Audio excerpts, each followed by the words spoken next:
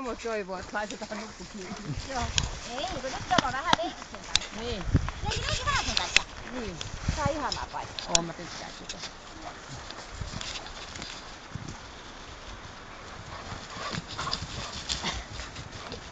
Täällä meidän elokuvaaja pyörii kohta. Se pyörtyy kohta.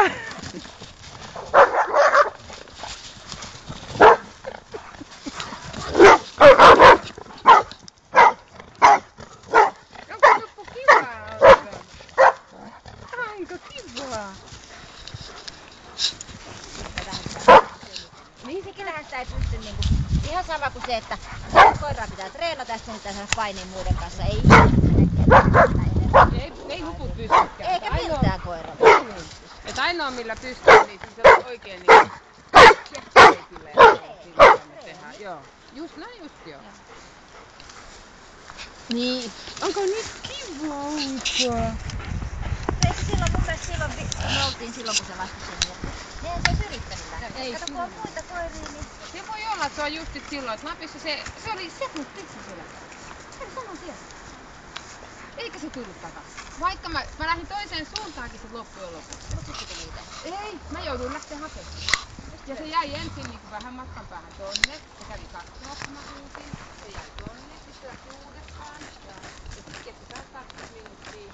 Ja sitten se tuli. Ja sit mä niin olin maassa ja mulla oli tänne hyvät kasveissa verran. Naapu. Ja se ei voinut vastustaa. Naapu, niin tässä on paljon. Sasu. Tänne, silloin.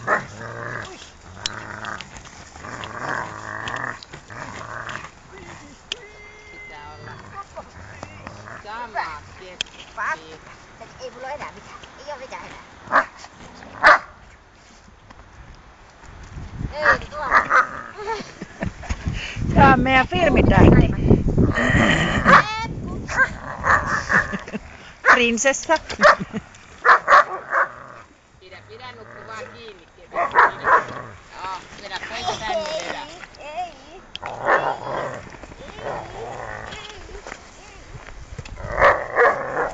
Au.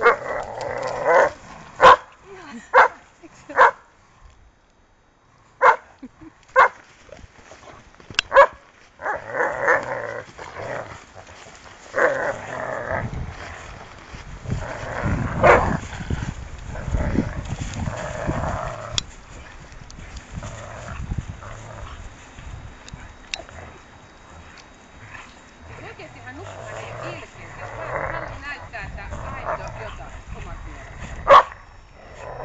Se ei viitsi antaa sitä ketään.